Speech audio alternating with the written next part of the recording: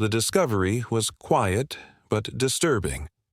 A maintenance worker unlocking the door to a townhouse found the air stale, the silence absolute. Inside, the house appeared clean, organized, ordinary. But at the top of the staircase, a body lay sprawled, near the bedroom doorway, lifeless and alone. She was found without visible injuries, no signs of struggle, no blood. Her name, according to the documents in her purse, was Melissa Reeds. She lived alone, worked in marketing, and had no criminal history. To neighbors, she was polite but distant, the kind who waved but never lingered for conversation. When police began standard identification procedures, things unraveled quickly. Her listed employer had never heard of her. The college listed on. Her resume had no records under her name.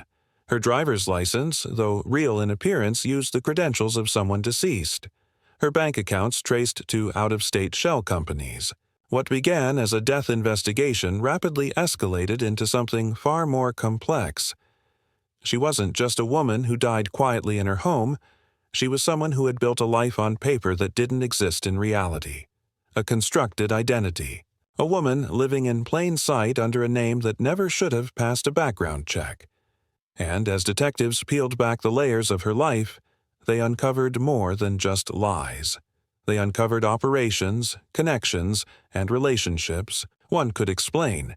The town of Ashbury, Illinois, sat just outside the city limits, a quiet, tree-lined community of modest homes and well-kept lawns.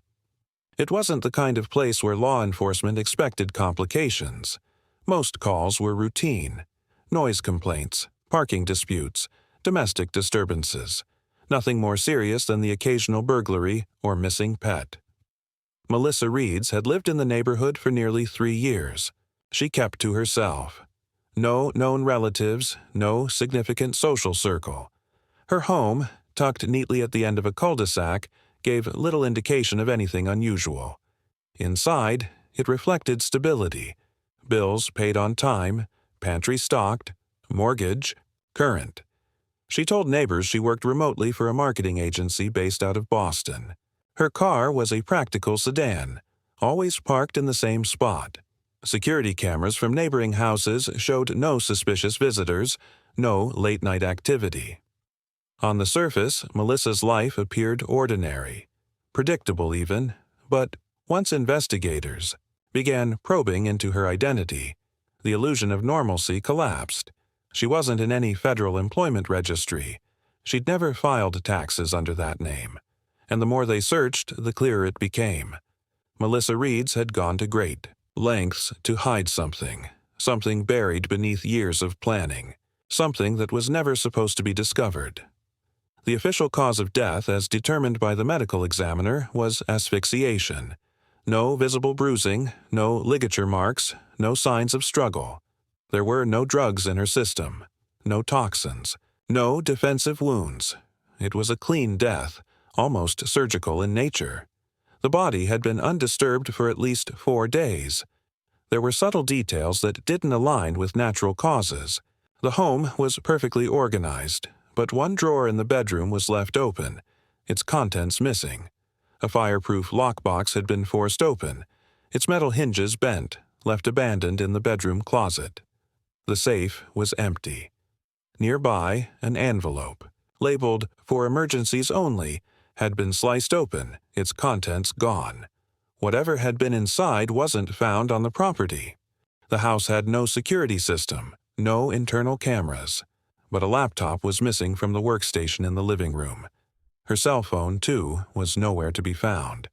Both devices had been active in the days prior but were suddenly offline without a trace. Detectives conducted a full forensic sweep. They found a single partial fingerprint on the front doorknob, unmatched to Melissa's. In the kitchen trash, shredded documents were recovered and reassembled. They included 2 separate versions of a resume, both with different names, addresses, and employment histories. Neither belonged to anyone listed in federal or state databases. The locks on the windows and doors had not been tampered with. The front door showed no signs of forced entry. Whoever had been inside either had a key or was let in. There were no signs of a robbery. Electronics, jewelry, and cash were untouched. The scene didn't point to a theft. It pointed to removal. Selective, intentional removal. Investigators canvassed the area. Neighbors offered little. No one had seen anything out of the ordinary. One recalled a black SUV parked outside Melissa's house 2 nights before the discovery. It stayed idle for hours, then left without headlights. No license plate was recorded, and the vehicle was never seen again. As officers dug deeper into her financials, they noticed another red flag. Several recent cash withdrawals had been made at locations across multiple states, all tied to accounts in different names. Each withdrawal was for the maximum daily limit and occurred within the same 2-week period. Surveillance from the ATMs showed the same woman at each location, Melissa wearing a wig, large sunglasses, and clothing that masked her appearance. Further, analysis revealed that her identity wasn't the only thing fabricated. The house she lived in was purchased under an alias connected to a real estate shell company in Nevada. That company was dissolved 2 years prior. Her utility bills were paid through prepaid debit cards. Her internet account was registered under a false business name. There was no paper trail connecting Melissa Reeds to any legal identity.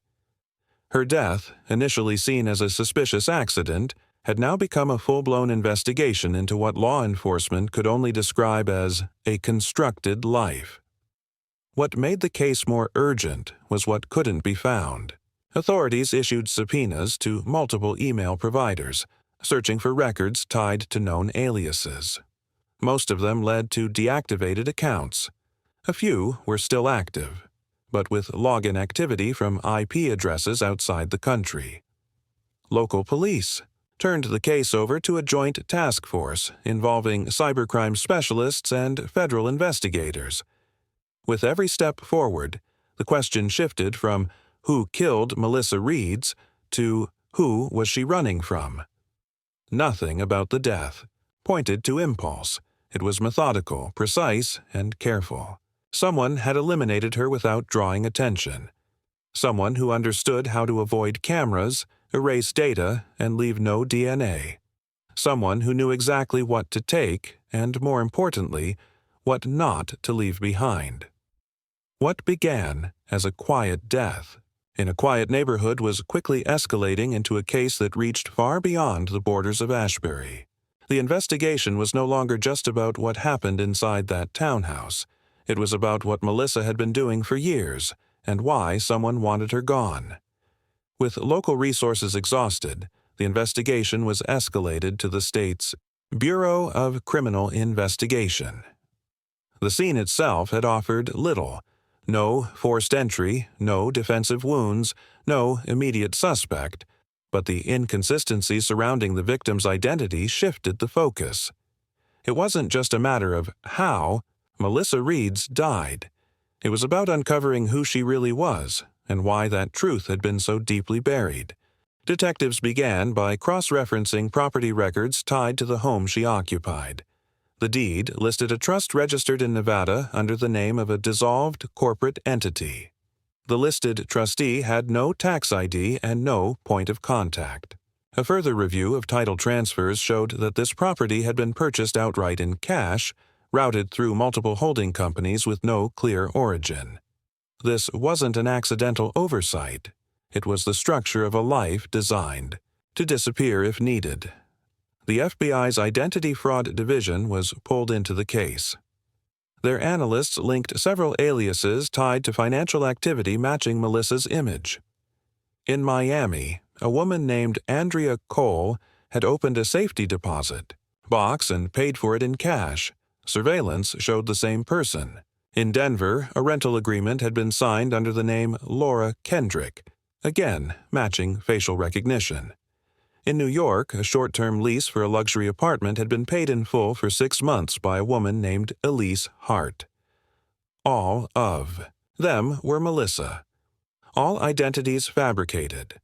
Bank accounts associated with each alias showed deposits in even increments. rarely exceeding federal reporting thresholds.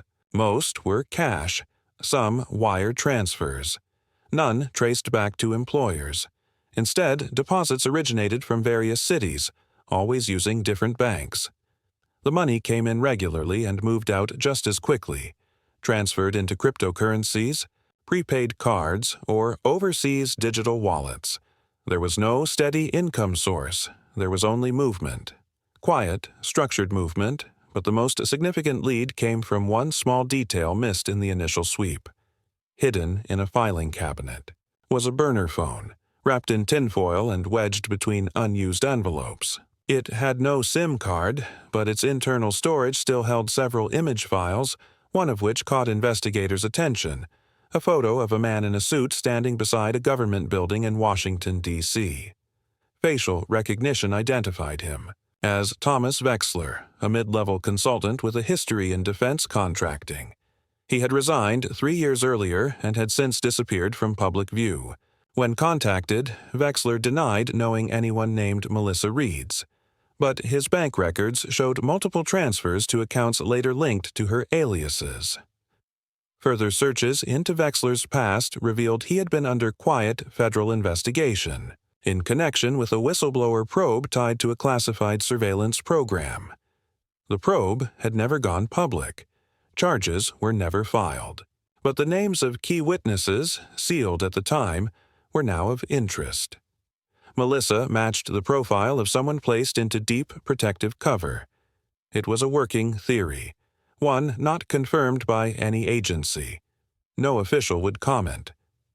But the indicators were mounting: fabricated identities, secure cash flow, movement across state lines, and ties to people involved in sensitive operations. The investigation gained traction when a warehouse in Detroit, listed under another alias connected to Melissa, was searched. Inside, officers recovered 2 large duffel bags, both packed with surveillance equipment, drones, encrypted hard drives, high-end cameras, and audio bugs. None were commercial grade. All were military surplus, modified, and unregistered.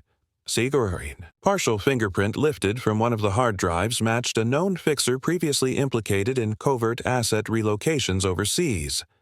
That man was found dead 3 years earlier, ruled a suicide in Buenos Aires.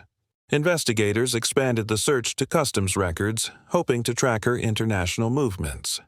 Her name didn't appear on any flights, but one of her known aliases, Elise Hart, appeared on a private charter manifest flying from Lisbon to Atlanta. Facial scans from the airport confirmed it was her. From that point forward, Melissa appeared to sever all physical connections. No air travel, no registered rentals, no hotel check-ins. She vanished into a network of alternate identities and low digital living. Whatever she was avoiding, whoever she was hiding from, she had become practiced at staying ahead. Detectives reviewed cold cases involving identity manipulation and found a potential link to a former investigative journalist named Dana Riker. Riker had gone missing under suspicious circumstances in 2014 after working on a story involving covert data, mining operations inside private contractors. Files from her last project included notes about a woman referred to only as the Observer. Descriptions matched Melissa's appearance. The story was never published. Whether Melissa was that source, or someone working on behalf of the same system, remained unconfirmed. But her death changed the stakes. The method of killing, clean, undetectable, and exact, suggested a professional hand. Someone trained, someone with access, someone who knew exactly how to remove her without leaving a trace. A second phone was recovered, this time from a storm drain half a block away from her home. Water damaged but salvageable, its encrypted contents revealed only one recent message, unsent. "It's done. I cleared the house." No contact information, no metadata, nothing to trace it. At this point, the investigation had shifted fully from local homicide to a national security question. Agencies stopped commenting. The house was placed under sealed investigation. Reporters received legal notices. The autopsy report was pulled from public access. Whatever she was involved in, whoever she truly was, those details were now beyond the reach of open records. And the one thing investigators agreed on was simple. Her death wasn't random. It was a silencing. The break in the case didn't come from a high-level agency or a top-secret file. It came from a piece of evidence that had been overlooked. A storage unit lease tucked inside a grocery bag in Melissa's kitchen pantry. It was easy to miss. Faded ink, no return address, and listed under yet another false name. But the unit existed, and what was inside changed everything. The unit was registered under the alias Claire Benson, with an address that traced back to an abandoned property in rural Indiana. Investigators secured the space and entered with a full forensic team. What they found was a room meticulously arranged with rows of labeled boxes, each packed with hard drives, flash drives, notebooks, and sealed folders. Some documents were printed, others were handwritten. All of them contained information on private contractors, intelligence agencies, and multinational corporations. Inside a locked metal case, authorities found a dossier labeled Red Level, Offline Personnel. The contents were staggering. Dozens of profiles, some with photographs, others just code names, all connected to private intelligence operations around the world. Most of the individuals listed were presumed dead or missing. A handful had no public record at all. In the center of the collection was a folder titled Project Echo. The documents were heavily redacted, but fragments painted a disturbing picture. Allegations of illegal surveillance, unauthorized psychological testing, and the use of unregistered contractors to gather data on U.S. citizens and foreign diplomats. Embedded in the pages were references to whistleblowers, journalists, and compromised internal informants. And Melissa, under yet another name, was referenced as an unsecured internal asset, relocated to civilian cover. It was the first official confirmation that she had been part of something far deeper than anyone had guessed. But the shock didn't end there. One of the flash drives recovered contained a folder marked Insurance. On it were hundreds of encrypted files. Investigators decrypted a small portion and found classified reports, email dumps from defense contractors, and footage recorded from what appeared to be internal strategy meetings. Some involved high-ranking executives. One even included a retired U.S. official speaking about acceptable losses and ghost contract funding. These files had never been reported, leaked, or published. It appeared Melissa, or whatever her real name was, had collected them over the course of several years, possibly as leverage, or insurance in case she was ever compromised. Within one of the handwritten journals, investigators found repeated references to a person named Orrin. Descriptions suggested he was a handler or supervisor, someone who had been in her life before her relocation. No last name, no contact details, just coded notes. Orrin denies extraction. Recommends severance. Last contact, Denver. That clue led agents to review surveillance footage and public transport records in Colorado. At a Greyhound terminal in Denver, a man matching the journal's description of Orrin was seen boarding a westbound bus just 3 days after Melissa's death. His identity remains unconfirmed.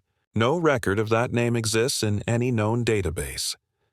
But the most jarring detail came from an unexpected source. A freelance cybersecurity analyst in Germany contacted U.S. authorities anonymously, claiming to have received a direct message from Melissa's encrypted email account just 48 hours before her death. The email, verified through digital fingerprinting, included a single attachment: a compressed archive containing internal files from a defense subcontractor tied to covert surveillance operations. The analyst had sat on the file, fearing repercussions, but the timing of the email forced him to come forward. This discovery raised a disturbing possibility. Melissa had sensed the end was near and triggered a final contingency, sending sensitive material to an outside source in the hope that someone, somewhere, would continue her work. What investigators still couldn't determine was who had silenced her. The act itself was precise, deliberate, and left no trail. No fingerprints, no DNA, no security footage. Whoever entered her home and removed those items knew what to take and what to leave behind. One theory emerged. Melissa's murder was a cleanup operation, a termination of an asset who had become unstable or uncontrollable. Another theory suggested internal betrayal, someone within the same network discovering her plan to expose the files and taking action before the information went public. But the most plausible scenario pointed to the simplest motive. She knew too much, and the people she once worked with no longer trusted her to stay quiet. The aftermath was chaotic. The federal investigation quietly expanded. Warrants were sealed.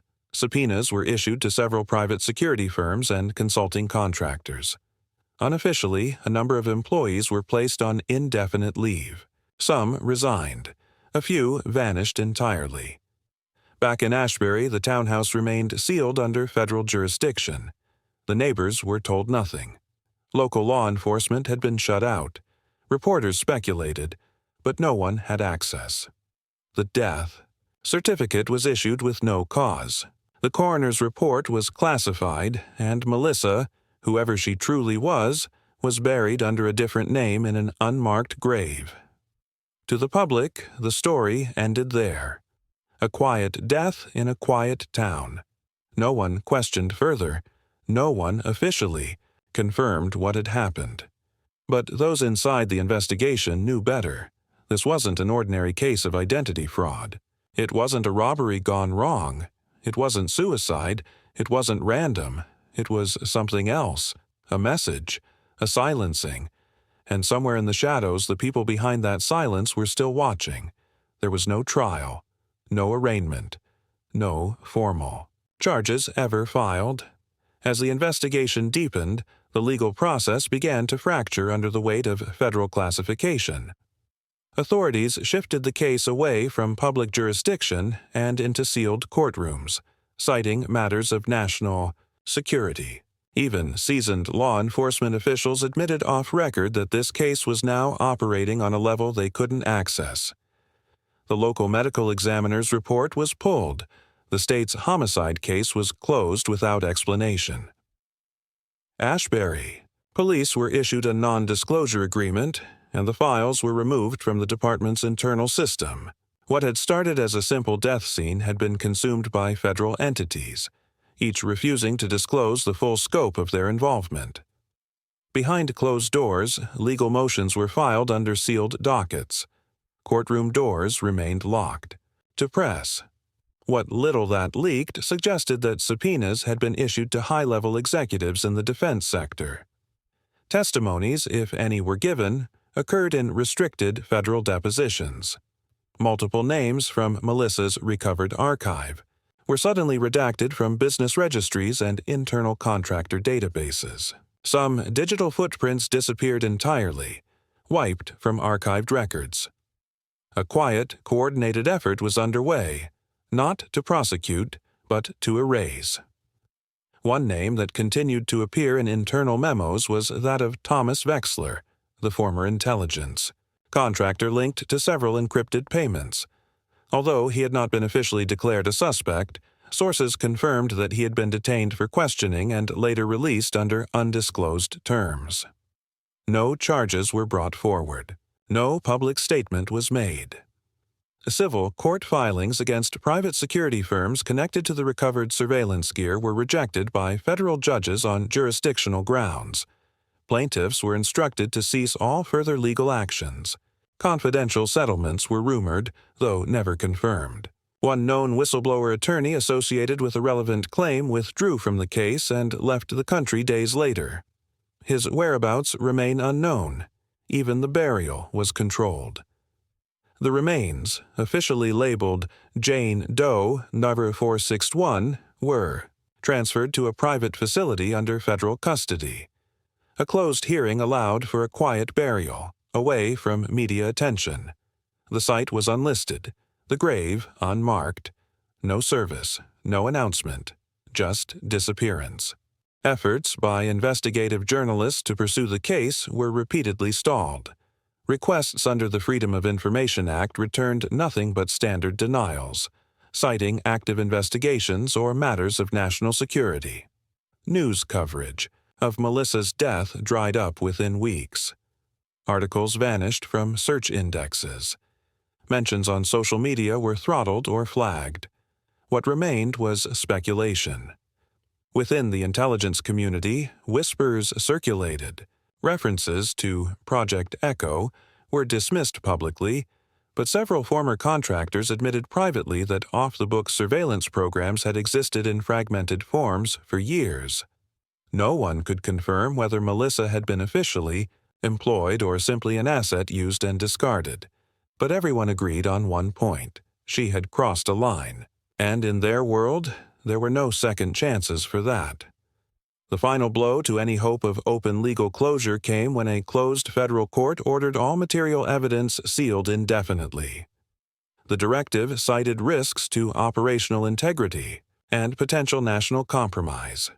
The investigation was marked as resolved by administrative action. No further comment was provided. Melissa Reeds, whoever she truly was, received no justice in the traditional sense. Her death became an inconvenience, buried under red tape and quietly dismissed. No public acknowledgement, no arrest, no trial, no face behind the crime. Just silence. For local authorities, the message was clear: back off. For journalists, the risks outweighed the reward. For investigators, the deeper they looked, the more doors slammed shut. There would be no courtroom. Drama. No verdict. No sentence. Only a woman erased. And an unspoken truth shared by everyone who had touched the case. Whatever Melissa had been involved in, it didn't end with her. In most cases, justice ends with a conviction, a face behind bars, a courtroom verdict, a measure of closure. But not this one. What began as a welfare check in a quiet neighborhood unraveled into something no one saw coming, a web of secrecy, false identities, and information that was never meant to be uncovered. Melissa Reeds wasn't just a woman with a hidden past. She was part of something larger, something hidden beneath layers of manufactured identities and encrypted trails. And when that past caught up to her, the response wasn't loud. It was calculated, quiet, permanent. No suspect was ever charged, no motive ever confirmed. But every step of the investigation led deeper into a structure of control that operated in silence. Private surveillance, classified operations, financial routes designed to disappear, and at the center, one woman who knew too much. The questions remain. Who was she really? Who ordered her silence? And how many others are out there, living, behind names that were never theirs? You won't find Melissa's name in court records. You won't see her face in official reports. And the files tied to her case may never be declassified, but the truth doesn't always stay buried. Sometimes the quietest deaths speak the loudest. If this story left you unsettled, good. It should, because behind every closed case, every sealed document, and every unmarked grave, there may be another story no one was ever meant to tell. Share her story. Let others decide what really happened.